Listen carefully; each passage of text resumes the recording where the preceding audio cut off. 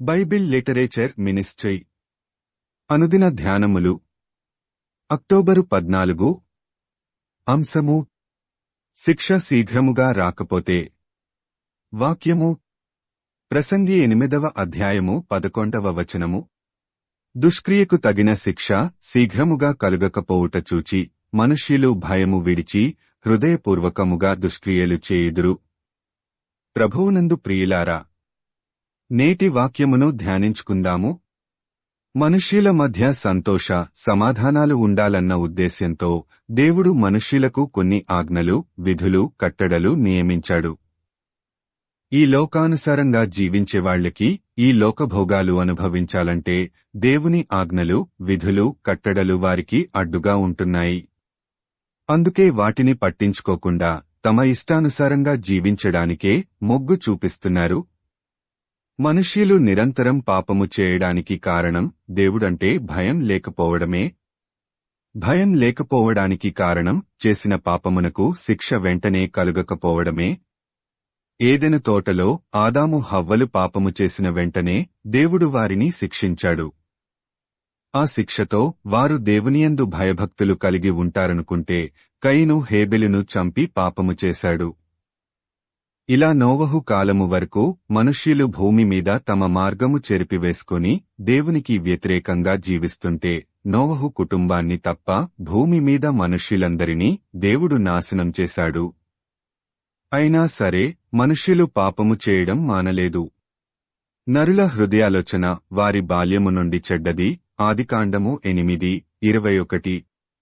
కాబట్టి వారు చేసే ప్రతి పాపానికి శిక్ష విధించాలంటే మనుష్యులందరినీ ప్రతిరోజూ శిక్షిస్తూ ఉండాలి. దేవుడు ప్రేమామయుడు, దీర్ఘశాంతము గలవాడు. అందుకే తన బిడ్డలు పాపము చేసి శిక్షకు గురికాకుండా ఉండాలని దైవజనుల ద్వారా వారిని హెచ్చరిస్తూ మారడానికి వారికి సమయమిస్తున్నాడు.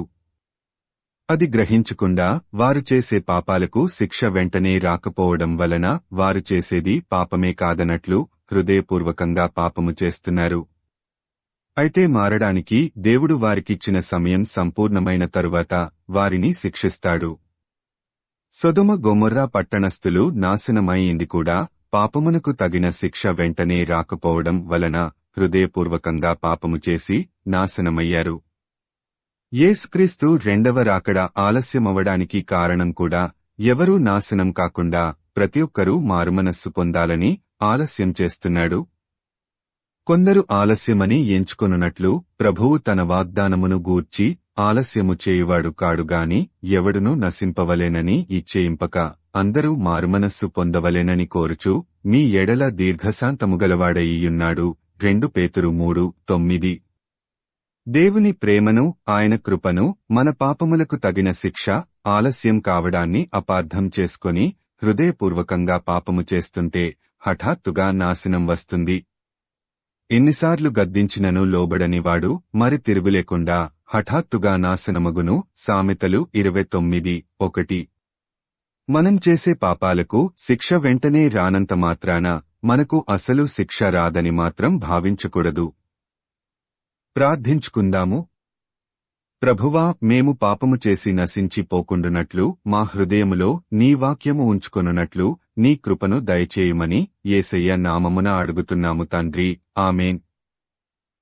ప్రభువునందు ప్రియులారా, మార్కు సువార్త 16వ అధ్యాయము 15వ వచనములో మీరు సర్వలోకమునకు వెళ్లి సర్వసృష్టికి సువార్త ప్రకటించుడి అని యేసు ప్రభువు చెప్పాడు.